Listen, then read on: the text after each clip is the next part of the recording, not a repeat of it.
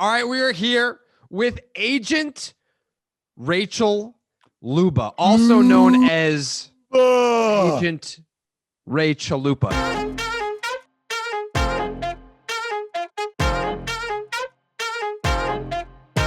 Starting 9 in the house. If you watch the Momentum vlog, she has her own vlog now. She frequently appears in Trevor Bauer's vlogs. She just, I don't know if you heard about this, but she's the agent for the highest paid player in Major League Baseball history for a single season. First of all, how are you? Welcome. I know that like you're mad that like Jess got on here before you, and she's probably going to be a 2-time guest before you are. Sorry about it. She's your host. You also have a podcast that you can pimp as well with a Starting 9 alumni. Proceed. Yeah, Corked Up. Give it a listen. And I'm glad you love my co-host. She's great. Yeah. Dallas does too, because they're Bay Area people. I'm a Bay Area person. You're not anymore. Jess is a fake Bay Area person. I am a real Bay Area person.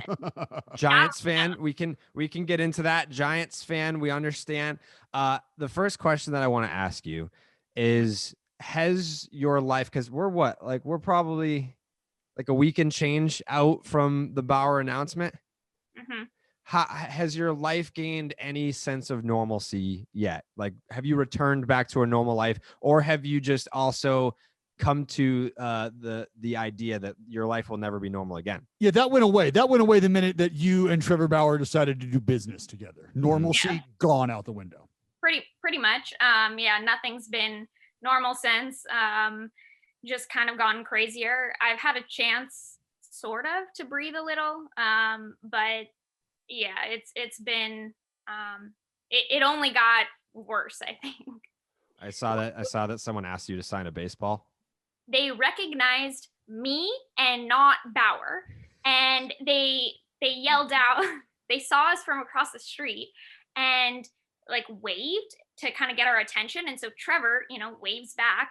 And so we keep walking. We cross the middle of a street, like jaywalking, because I think Trevor realized we were being followed, and he was just like, So we go across, and all of a sudden I hear Rachel, and I stop and turn around, and he comes running, and he asks if I can sign stuff, and I was so rattled. That's the first time I've ever been asked. But now, since that happened, I think I've been asked probably like 6 or 7 times in the last few days, just in the airport. And I am not even with Trevor, if I can take pictures or whatever. Someone asked me in the airport, like tapped my shoulder, and I was like, yeah. And I'm used to people asking me, like, if guys do that, they're usually like, oh, can I get your number or something? Sure. That's what I'm used to. If someone taps me like that, and I was like, yeah. And he's like, I have a question. I'm like, okay, what? And he was like, how'd you get him that much money? It's a great question.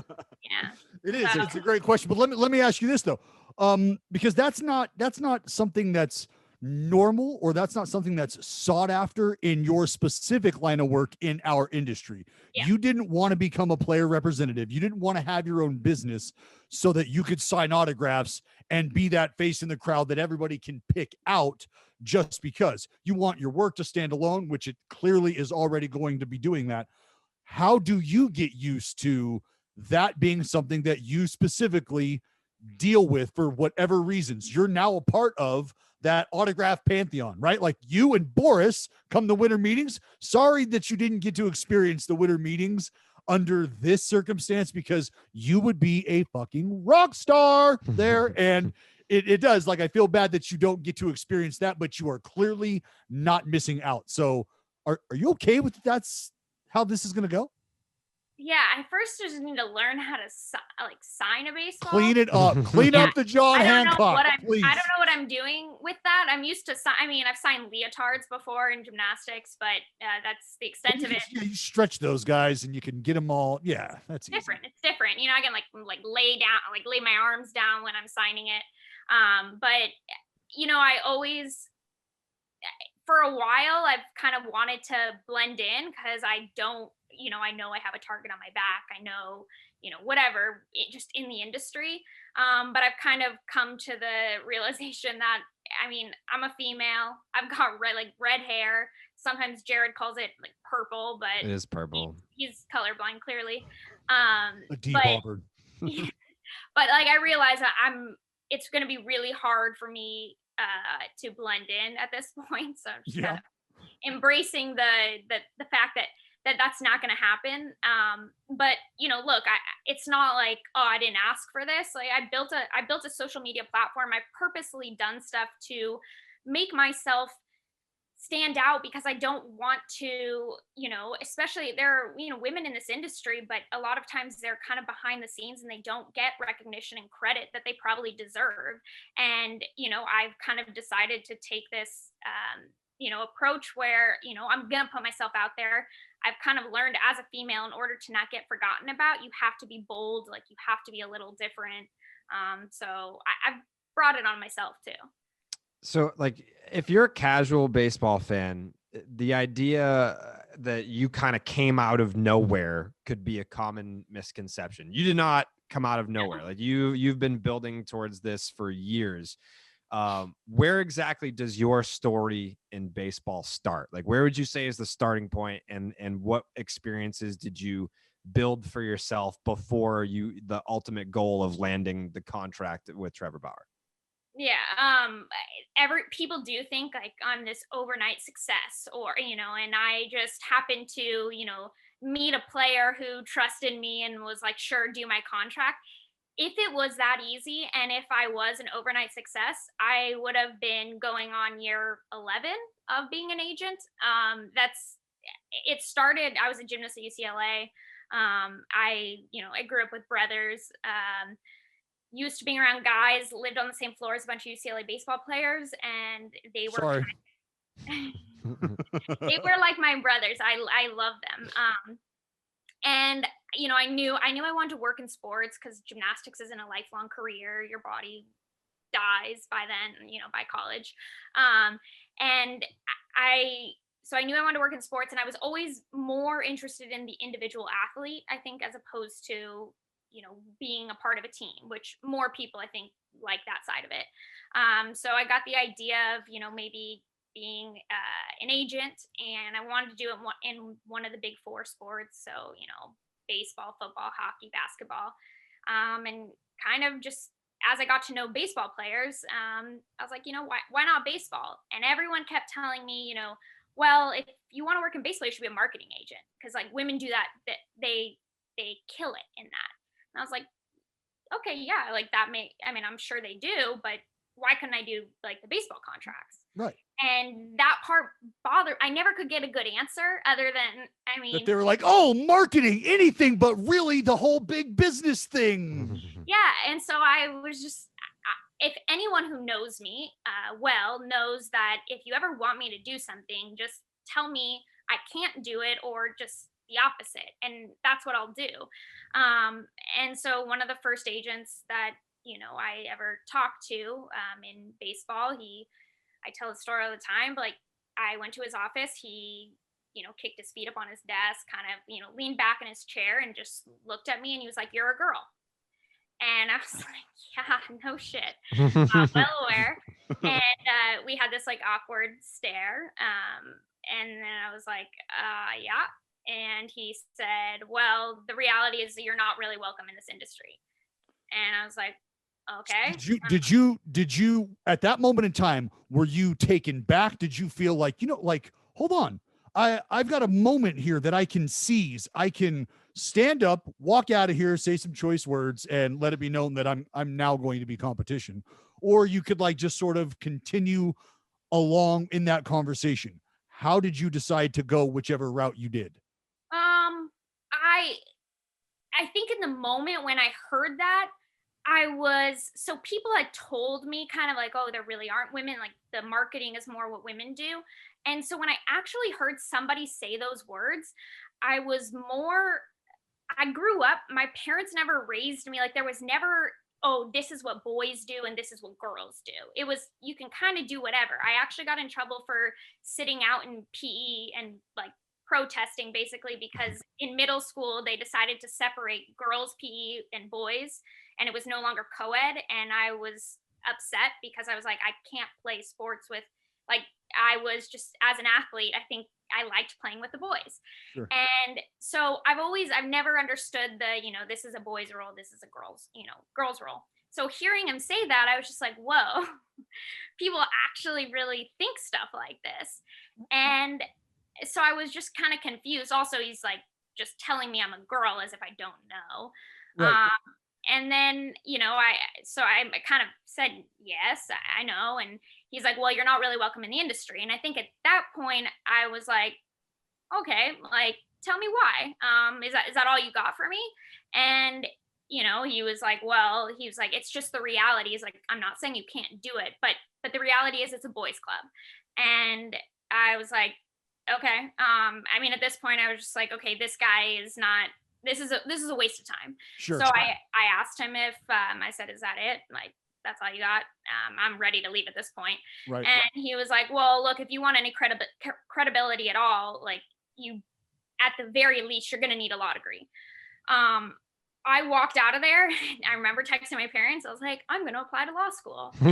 And I credit this agent all the time. Like, if he just told me when I walked into that office, oh yeah, it's a great industry, this is how you could do it, like, these are the kind of different paths people take, I probably would have walked out of there. I'm like, I'm gonna, go talk to some football agents now. Like, I don't know. The fire's not burning as brightly. Right. The second, and trust me, this wasn't the first person along the way who told me I couldn't do it. You don't have to drop a name here. Did you have any idea who this individual was? And going into this meeting, did you have any preconceived notion that this would be somebody that would help me? This would be somebody that would be of assistance? And were you taken aback when you realized, oh damn, like, there is no help here. There is no olive branch. This is a fucking twig with nothing on the end of it. Yeah. I think I was going in thinking just kind of how I got connected with this person, that they would be helpful. And for like, they were helpful. I think getting a law degree, they inspired you. Yeah, and they told me to get a law degree, and that was a damn smart thing to do, in my position. But I was on the phone. I've been on the phone with other agents who told me. I had one guy, for like 2 hours on the phone with him.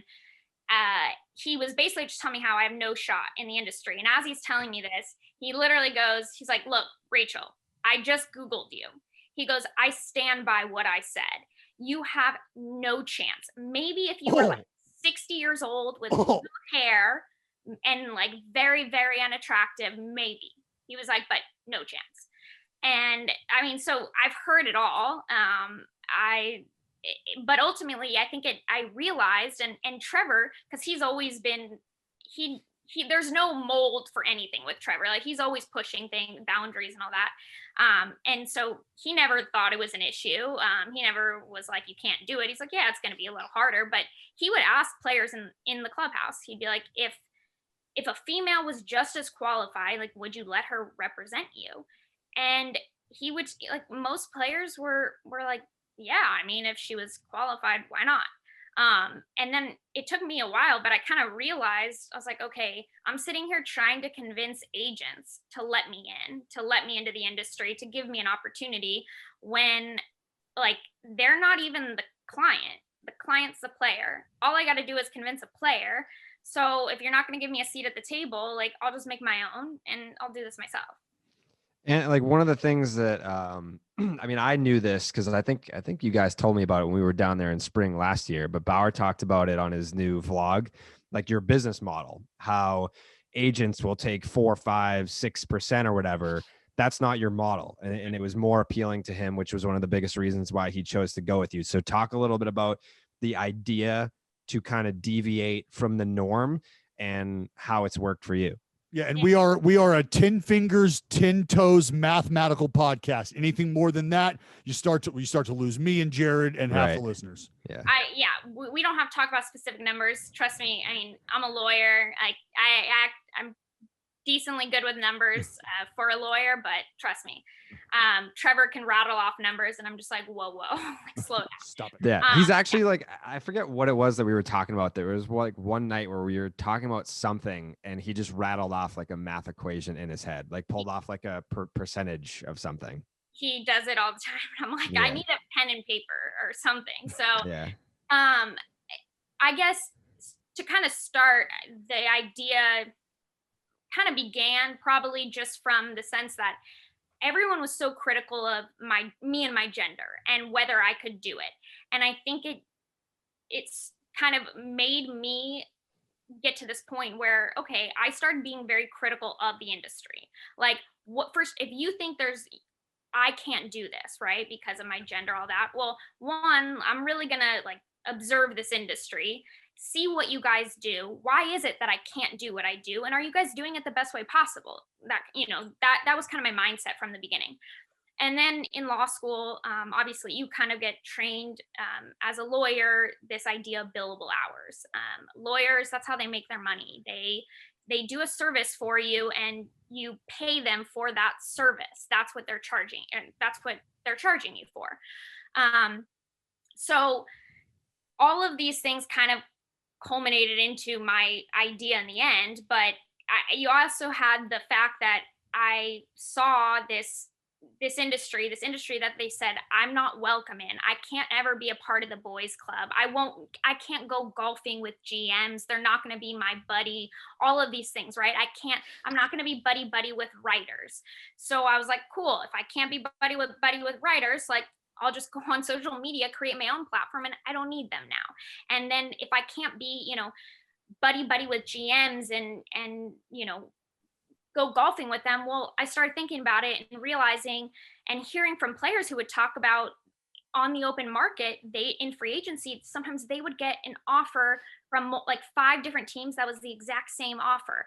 And there's people who will say, oh, it's collusion, but no, front offices just got a lot smarter and they all use algorithms and numbers, and your value is kind of your value. You create that for yourself on the field.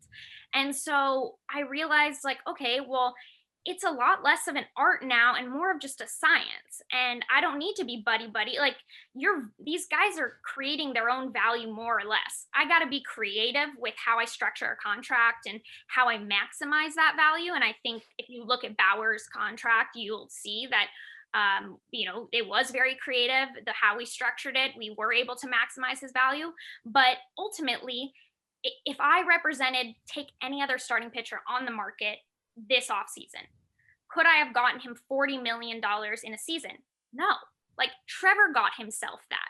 It was his performance on the field that ultimately allowed me to get him that.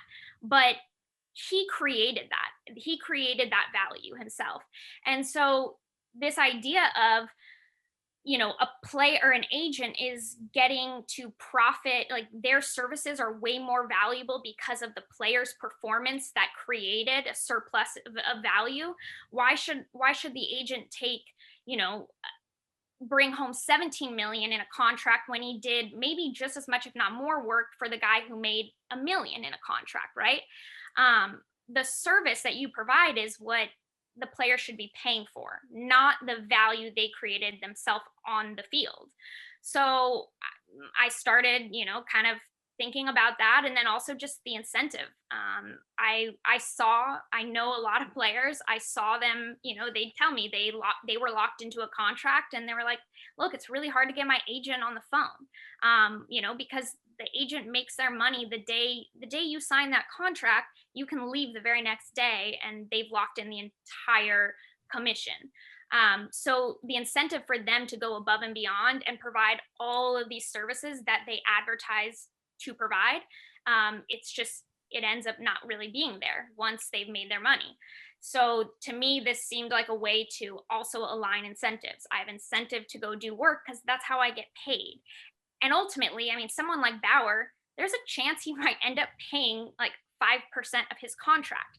But the difference is he knows that every dollar he spent on his agent, he got value. He got actual work from his agent in order for it to cost that. So, I kind of had this idea. I was at the union working as a lawyer doing the salary arbitration there, saw the good, the bad, the ugly of athlete representation, and just thought about it and asked some lawyers there, what am I missing? Why aren't people doing this? They said, because, why would anyone want to do it? You could take 5%. Why not? And, I realized like the only way that I'm going to be able to kind of come in and really do something different. And my gender already blackballed me to a degree. And I was like, why don't I just try to do something different, give players a different option for representation? Have you ever had a player tell you, you know what, sounds great. You're not going to get your money though till the end of the year. I'm going to need to see you go to work because that's how you're going to get paid. I could write that check to you right now. And then your phone could just not get service every single time I need to talk to you. Sorry, on a call, that text is what I'm going to get. Call you back soon is what I'm going to get. So you know what, Agent Rachel Luba, how about you do your due diligence all season long, and then at the end, I'll write you your check because you're guaranteed this money. It's not like I can't not give you this money, but you want it right now? Let's see you go to work. Almost kind of like, all right, dance for me because I got to dance for you as the player. I got to go give you something to sell. So I'm going to dance, and now it's your job to dance 162, maybe 180 plus championship games all season long. I need you to go to work. Has that ever been something that has been brought to you? No, but I also don't. So I still bill the same way that every other agent does. Most agents will bill kind of twice a year. So I do the same. It's just that I'm like a lawyer. I'm keeping track of hours and work, and that's how I bill. So it's no different than any other agency. And sure, if they don't want to pay me till the end, I mean, we can set up an arrangement. But it doesn't make any difference on my end. So now that it's all done, Bauer's got his deal. Go back to like October, like playoff time, like you're mentally preparing for what's ahead. He probably has the Cy Young in the bag. What was the offseason that you had as an agent? Did it live up to what you expected? Did it exceed what you expected? What was like, just think about like October, what you thought it was going to be, and then what it actually became. Yeah. It was a bummer in a lot of ways because I know most off seasons, especially having, I had the top free agent on the market, winter meetings would have been way different. Mm-hmm. I mean, from an agent's perspective, we didn't even have winter meetings really. It was just the normal Zoom calls that you could schedule whenever. So there was a lot of that. The traveling, I would have gotten to meet with teams more in person. So like that was a letdown. That was a bummer, not getting to do that kind of stuff. I didn't know what to expect in terms of, I guess we said in the beginning, and Trevor really wanted to be transparent about the process. And I realized, I think midway through, that while we never misled anyone, we couldn't, like, people got this expectation that we were going to like put actual negotiations and like recordings of them up on vlogs or whatever, and they were really mad that we didn't. I think I didn't expect them to think that that's what they thought when we said we would be transparent. But we tried our best to kind of give people a look into this process. But I think I was definitely surprised at how off base the media can be. No way. I know, crazy, right? It was some of the stuff, it's laughable. You're like, where did you even get that information? Like, did you pull that out of your ass? Like, so mind blowing. So that brings me to this question. And I made this assessment. And as far as I'm concerned, there was one L taken by the Bauer Luba camp this entire, just one, not a big one that matters, in my opinion. And you can prove me wrong. You can tell me wrong. One that absolutely matters. Maybe not to you as much, maybe to Bauer more, maybe a combination of both of you a lot. Again, you'll tell me. But when the Bauer free agency campaign was launched, everybody was excited. We all knew what to expect, and fuck, we were here for every minute of it. Love it. Let's talk about the game. Let's get it going. You guys have done a tremendous job of doing that. When we get down to brass tacks, and I already know that Trevor Bauer has signed with the Dodgers before Trevor Bauer's YouTube page can tell me that, before you can tell me that. Is it a win or is it a loss? Because the transparency and the desire to be transparent is clearly there from you guys. And that comes from a great place. That comes from an honest place. And you just remarked about how it's crazy how the media can spin the stories they do. At the end of the day, the guy who gave us the info was right on, and it wasn't from Bauer and it wasn't from you first. Yeah. How do we feel about that? So that was a frustrating part of it. And so what happened, it's interesting because it all depends on the team that you're negotiating with and the teams involved. Who they know.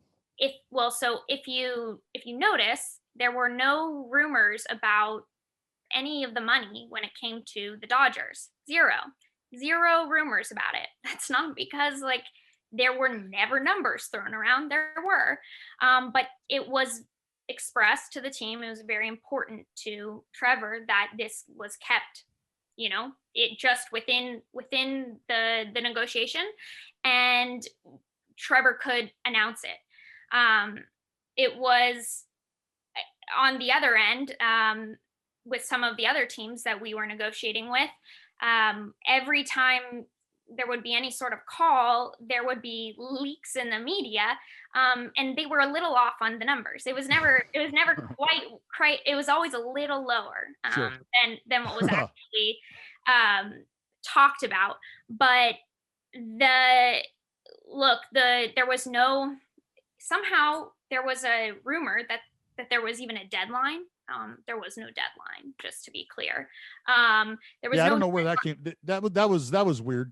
Yeah. To hear like that, because like he doesn't strike me as somebody who would do that. You do not strike me as somebody who's like, nope, not doing business now. Like that. There was no deadline. Somehow I think because look, so there was a verified writer who put out there that Trevor had a deal with the team. That was completely incorrect. And how did that happen? How do you think that happened?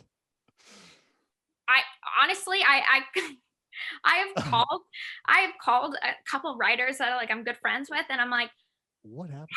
How?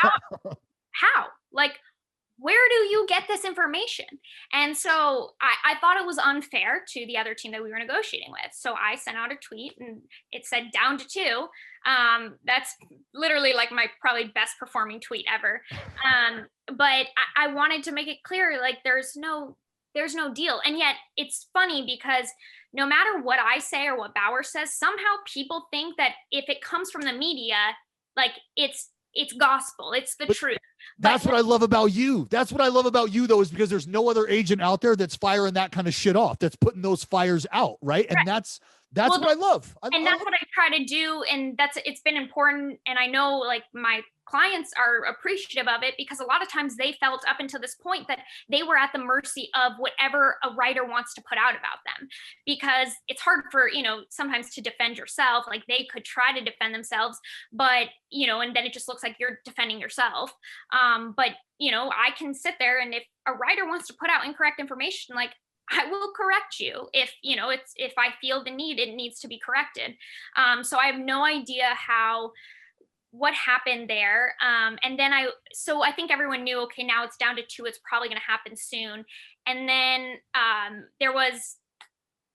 so we have a lot of, footage, we can't really do anything with it out of respect to the parties involved. But if you could see the footage of the 24 hours leading up to this, like you can't script this stuff. Like the way everything happened, the circumstances that everyone was in,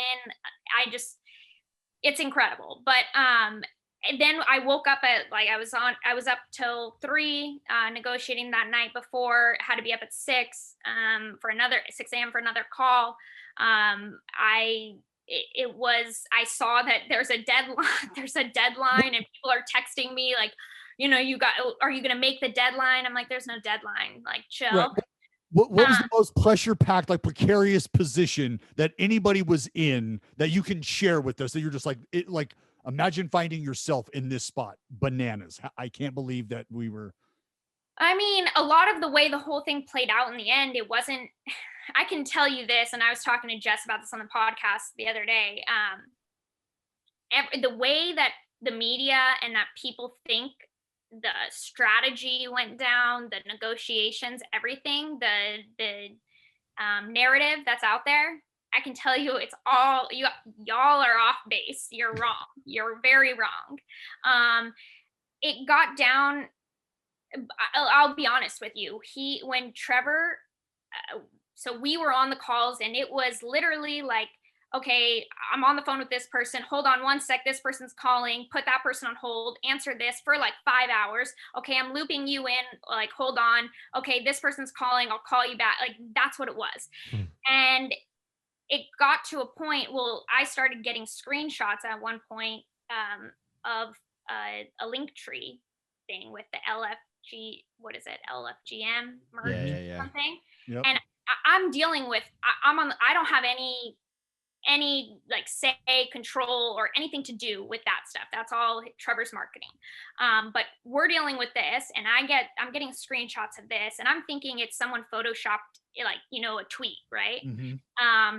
So I just like shot up next to Trevor. I was like, hey, have you seen this? What is this? And he was like, what the fuck? So then I'm finding out, and so Trevor kind of he's starting to really try to, figure out and sort out, okay, where are we at with both, with the two teams, and where do I want to be? And suddenly, we get on the phone with him, and he was just like, it's fucking over. Like, I'm done. Just like call the Dodgers. It's done. Like, it's gonna be the other team, the Mets. And I've known Trevor for a really long time, and I know I just like didn't feel right about it. There was something, and this is also coming from a lifelong Giants fan, but I'm gonna sit here and call this guy back and tell him, I need you to be honest with me. Like, are you thinking clearly? But I called him back and I said, listen, I need you to be honest with me. Like, how you reacted just now, did that have anything to do with the merge thing going up, and that what just happened there? And he was like, yeah, but I can't do that to a fan base. Like, this decision's been made. And I was like, I understand this is we can figure out what just happened there like in another day or two, but I need you, like, you are not making a life-changing decision on this. You're not. We're not gonna let the 7-line army and Twitter sign this deal for the Mets. That's, sorry, love you, just can't let that happen. Right. And I was like, so, and at the end of the day, he's got to look at all the options and think about, then there were a variety of factors that went into it, but what is the best choice for him? And if it is the Mets, then let's go Mets. But if it's, if you're making a decision because you feel you don't have a choice now, and because your hands are tied, like, I won't let you do that. Yeah. And so good for you. The giant fan in me. Well, that's like, honestly, but sure. Like, side note, that's the other aspect of having representation that you believe in and that is being challenged as well. That is an aspect that you're not going to get in other places, or I think in just your run of the mill cookie cutter representation. And so I think, again, like, that should be acknowledged. Good on you for challenging yourself to do those things, and good on Trevor for acknowledging who has his back. Right. Yeah. I told him the other day, he was thinking about, like, he's going to buy or he wanted to buy a car or whatever. And it was in the moment, he is really excited. And I was like, you're gonna wait a day and think about this. Well, hey, I can't have you doing that shit though. All right, like let's. No, but There's certain life decisions you need to let this man just fucking make. No, because this is like, this kind of car is like, you sleep on it. Sure, no, come on, Bugattis are great. Let's do it. No, I'm all for. He told me, he goes, you know what, you've earned the right, Rachel, to, you know, I trust you, and when you tell me to, like, you know, to Got really it. think something. But we called him, we tried to talk with him, where, you know, and he was, you know, there was a point, you know, where he was like, this sucks because it's, you know, even with the market a little bit, I don't have all the choices I normally would have had. And then he got to a point where he's like, I can't choose and I don't know what to do. And, you know, we were trying to talk with him, trying to clear his head. And finally, you know, I was just like, look, go put your shoes on, go walk outside. I need you to take a walk around the block, leave your phone where it is, and just think. And, you know, he was like, all right, like, I'll do that. And called him back like 10 minutes later. I'm like, do you have any clarity? And he was just like, yeah, I think so. I'm like, all right, so what is it? It's like, Dodgers. And so I'm like, Let's go. all right. Chico's Ravine, here we come, baby. So yeah, I mean, look, but it was if you hear, I listened to the recording just from my camera after, just because there's so much was happening in the moment that it's hard to really appreciate it. And there were just so many times I was like, oh my God, like he was gonna go to this team. And then it was so back, and it was crazy. But the narrative of whatever people think happened out there, they're not correct. I can assure you that. And the other ridiculous part to me is that in the beginning, I was getting hate for, oh, like, she fucked this up. She didn't get enough teams to, you know, bid on it, or, you know, to bid and to have. You made me look like a genius. Tell you that. I had guys making $40 million a year a few years ago. You made me look like a genius. So I appreciate the hell out of that. Yeah.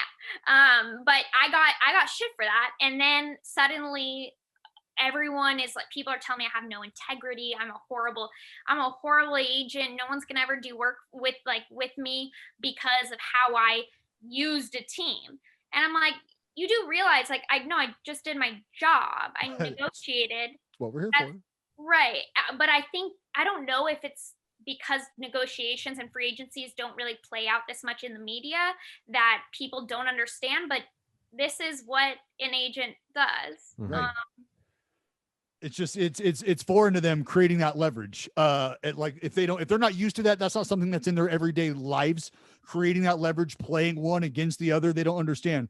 Wearing a nice suit, wearing a tie, that it's called business. You get to do things like that to people. It's called business. I got to ask this because a lot of people want to know. I know Jared wants to know. On a scale of 1 to just get more than him, how important, or was there any importance to beating Garrett Cole and that contract status?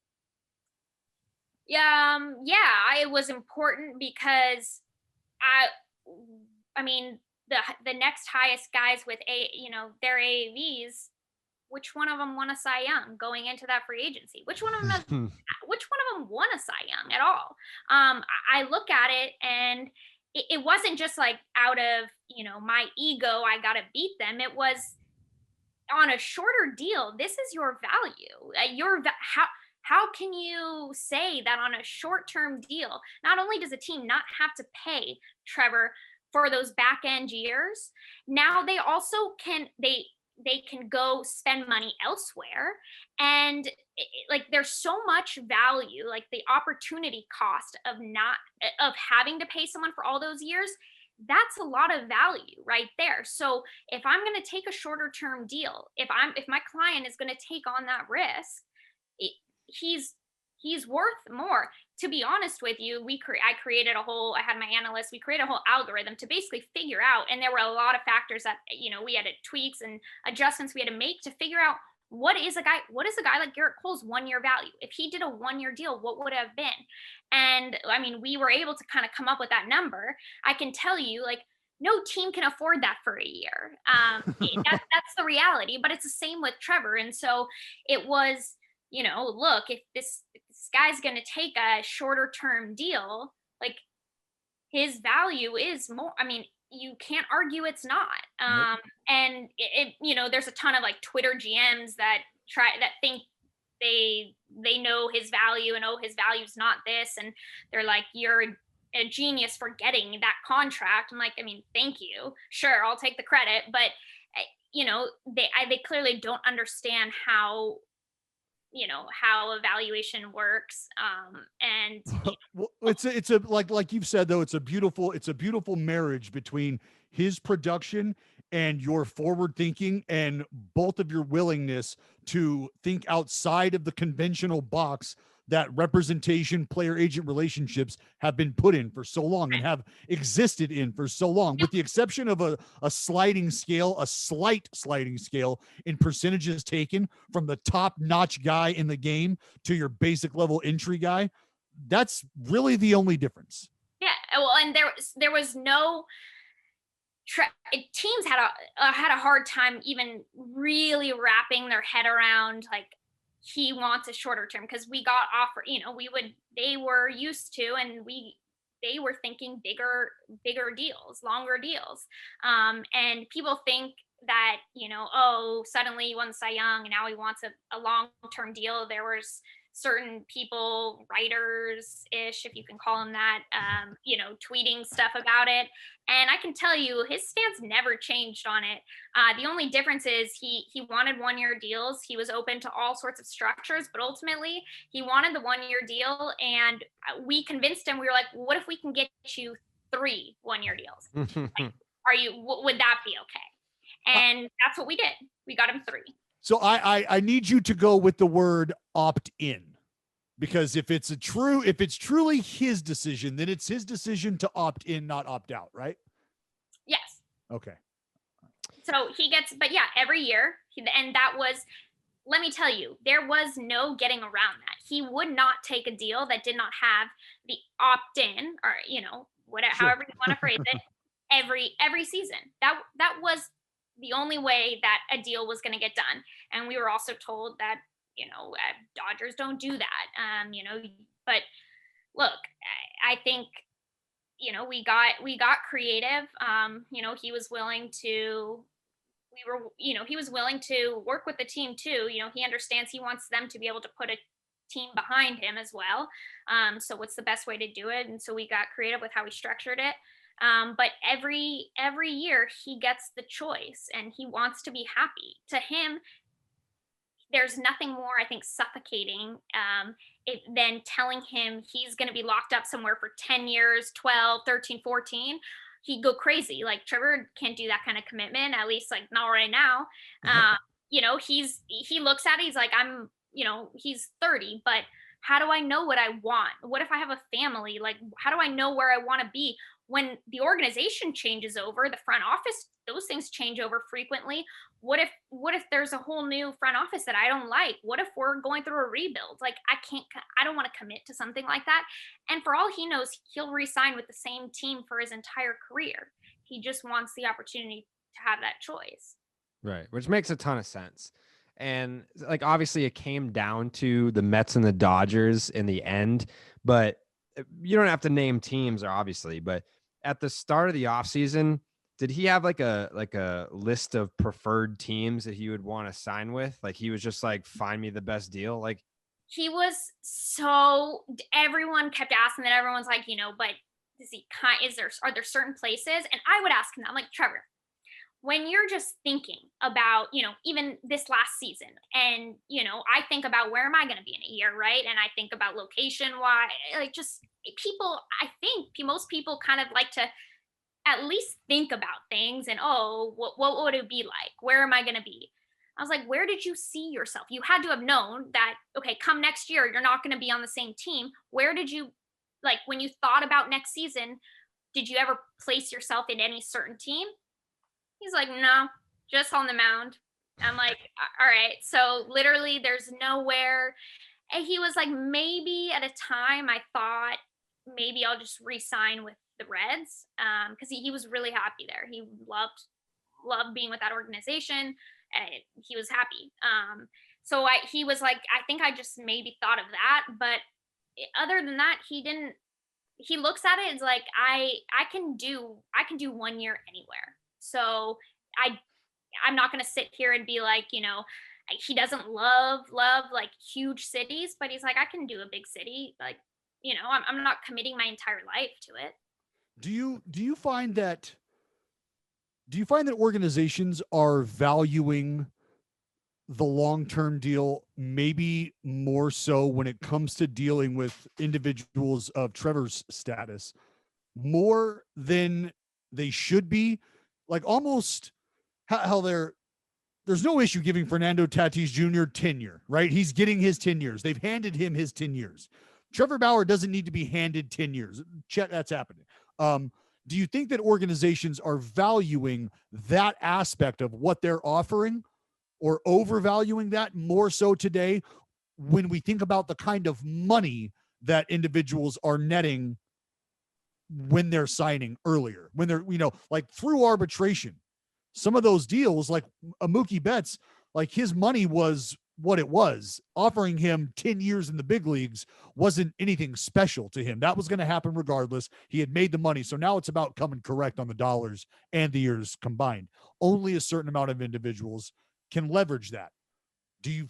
What are your thoughts on teams and their value that they're placing on that when dealing with guys like Trevor, where that's almost kind of a moot point?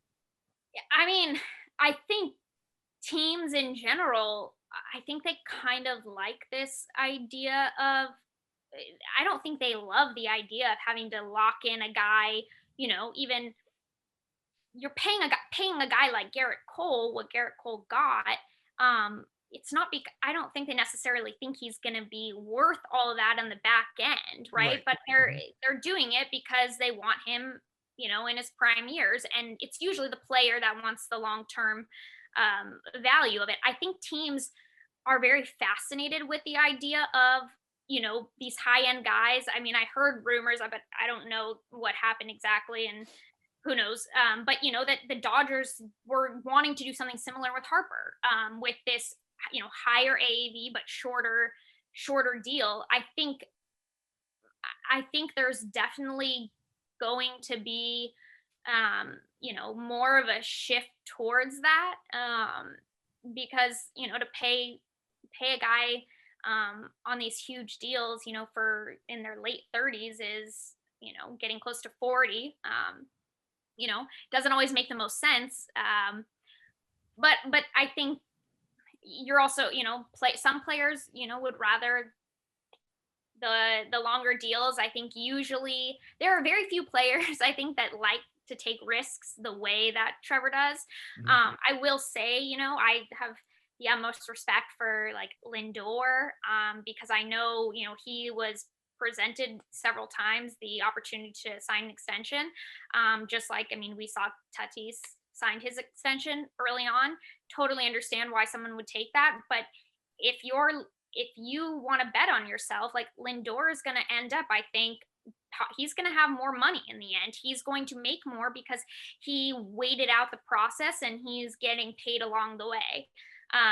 So, I think players, look, if you're willing to bet on yourself, you can, there's definitely a higher upside. But yeah, there's the long-term security. I think teams will always kind of do that to an extent. What's your experience with social media been like throughout this whole thing? Like, I know obviously fans were advocating for Bauer to sign with their team in creative ways, but there are also a lot of shitty, negative, miserable people on social media as well. So like, were you able to take in at least like the good and enjoyable moments, or was it ruined by like the negativity? I'm pretty sure I've talked to you a few times about just like I quit. I hate Twitter. Yeah. It's fun. There are a lot of good parts of it. And sometimes I think, and I had to be reminded of the fact that what people think of me on Twitter, ultimately, it doesn't matter. I just use Twitter is a platform for me to, get myself out there more. But ultimately, all that matters is what players think of me. And I had a good reminder probably a month or two ago when I was just kind of in a shitty place, because I used to try to engage with fans, and you start reading comments and people's whatever the mentions, and I was just like, this is such a toxic place. I hate it. No one has any idea what they're talking about. Literally none. And it's why I've always hated Twitter, because I think it gives a voice to people who don't deserve one, honestly. And maybe that's a mean stance to take. Sorry. Nope. Totally. Not at all. No, there's a lot of pieces of shit on Twitter for sure. Exactly. And so but then there was a player who had reached out to me, like shot me a DM, wasn't even, I didn't follow me, but just, he's like a pretty big name. He's like, hey, just wanted to say, been following what we're doing. I think it's really cool. I think it's awesome. It's been a blast, like, watching. And I was like, okay, that's all that matters. What players think is what matters. What the burner account thinks on Twitter, and, the 50 trolls and people that are just offended by everything, doesn't matter. So I can't place too much weight on it. So I did stop. And it sucks, really reading a lot of my mentions and responding to a lot of people because of it. But maybe it's a compliment to you guys. I got called by some group of people that don't like me. The Barstool of agents or something. And so. So you're interesting. Yeah. You have a personality. You have a personality. Great. Yeah. I think that's it. But look, I know I can be very controversial. Like, I know the agent world doesn't like what I do on social media because it's different. I don't follow the typical mold. I don't look like your typical agent. I've never apologized for being female, and being proud of that. And so people don't like me. And I get that, but it's social media definitely sucks. You quickly realize it's like, so many people are like, I want to be, famous on social media, and I want to have 1 million followers. And they don't truly realize, like, all the shit that comes with it. And it can get to you if you read enough of it.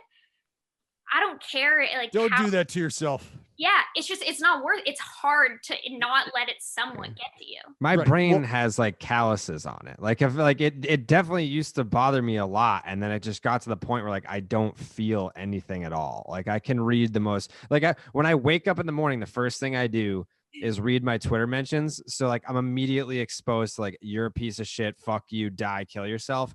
And I'm just like, all right, time to go get coffee. Like, I guess that's a good way to do it. I did start, so I'd always screenshot like the meanest shit, because even sometimes in our podcast, Jess and I will read just some absurd things that people will say, and I have a whole folder on my phone. The best one is like, of all the things about how I'm a bad agent, I screwed this up, Trevor's gonna make nothing, like, I don't know what I'm doing, all these things. And so it was fun to like read through that after the fact. But highest paid player in baseball. Yeah. But apparently I have no idea what I'm doing. That's cool. That's cool. But I did decide actually a couple weeks ago, I was like, you know what? I'm going to start also screenshotting all the really nice things that people say, all the really nice DMs of people of like young girls or fathers who reach out and are like, hey, I appreciate what you're doing. Like, you're inspiring my daughter to feel like she can do whatever she doesn't need to fit a mold. She doesn't, just know your shit and do a good job. So I did start making a folder to make myself feel a little better, because I was like, why am I just focusing on all the negative shit? You should also, let me give you a little bit of advice here. Delete that negative folder now, because what you're doing now with that negative folder, you're just carrying around baggage that you don't need, if I'm being totally honest. And you're you've carrying already around proven baggage yourself at this point. Right. And just because you surround yourself with positive thoughts, that doesn't mean you're creating an echo chamber. That means you are creating a healthy environment for which you would like to thrive in. And that's not your fault for doing that. I need to know how quickly in the conversations the social media shit came up and the momentum came up. Like, all right, Trevor, great pitcher. We love what we see. Talk to us about what your what you are trying to do with momentum, what your intentions are here. Like, are we going to have to make space for Trevor Bauer's media company as well? And how much of a conversation was that in each negotiation? It was brought up usually by us, of things that are important to him. This is like, he's got this company. This is why he's doing what he's doing. He has a media company because he wants to be able to promote his teammates. He wants to be able to promote players. He wants to have a better, create a better landscape for players. It was always like, like team the most it ever really came up was with, I guess, teams just, how are there ways we could, collaborate and help, or it was never Can we just swap SIM cards? yeah. It was never a negative thing. I think there were some, we did hear, I think there were some agents that were calling teams that were saying they were concerned about it, and privacy or what, I don't know.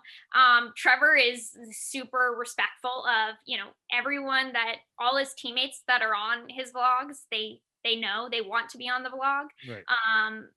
He's never, if there's ever anything that's going to harm a player, and there was a point last year where there was some postseason non-celebration stuff happening, and he wanted to put that out there, and I was like, look, you can do whatever you want for yourself, or like to yourself, and you can get yourself in whatever trouble you want. That's your choice, but like, this is going to expose your teammates. And he was like, you know what, that's totally fair, you're right, scrap the vlog, like nothing comes out. So but there were never issues with that.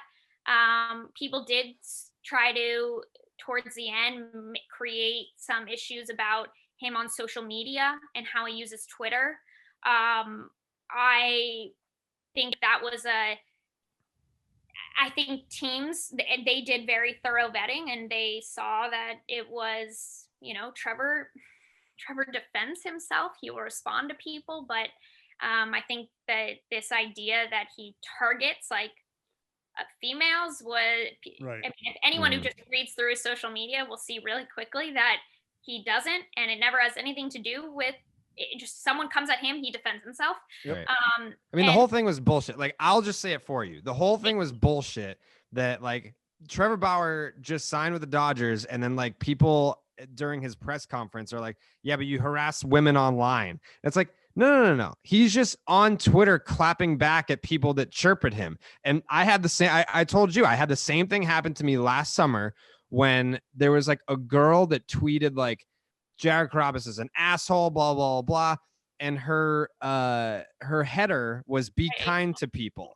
So like I quoted her tweet where like she was clearly being a mean person, and I just said, "be kind to people." And then I had all these like girls on Twitter being like, "You're harassing her," this and that. It's like, whoa. Like, my thing on Twitter is that like I engage with people. If you chirp at me, I will chirp back at you. I don't care what the gender is, but like now I don't engage anymore. Like, that's like, it's gotten to the point where it's like, you can't even like chirp back at someone because now it's harassment. Like, you have a platform and it's like, because I have an audience, like I can't respond to someone that's being an asshole. And it's the same thing that's going on with Trevor. Yeah. I mean, it was, exact same thing. And he was talking to me one night about it, and he was like, I don't understand. He was like, so do I say that from now on, I will not respond and engage at all with females? And he was like, because to be honest, like, it feels like that's what it's come to. And it also feels like if I decide to do that, that's going to be the most sexist thing I've ever done on there. Like, because they're a female now, I can't respond. And, look, if you look at every interaction, I mean, that the Deadspin article from, like 2018, it is completely distorted the way they talk about what happened there. She was engaging too, and then he was the 80 tweets. I mean, he's just responding to other fans, but it was before the time where you could just remove someone from the thread. So it wasn't like he was just tweeting at her 80 times. So that was blown out of proportion. And then, there was a verified writer who wrote something about him, and he responded to it. And I think if you're you're a writer, you've got a blue check mark, like you got to own what you say. And I think whoever you talk about has the right to say something back. And he said basically that she was wrong. And, he did the same thing to Aubrey Huff. He always does this. He thinks that when people tweet at him, they just want attention. And so here, when I respond, because people know I do respond, I end up giving these people a bunch of followers, right? And they get their 15 minutes of fame. So he was like, listen, here, I'll give you I'll throw some followers your way.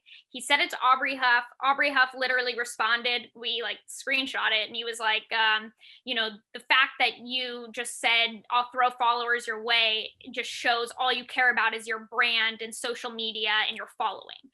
He understood it, but they try to change that, the same thing he says to a bunch of people, to this follower or to this writer, and say that he was sending followers to attack her.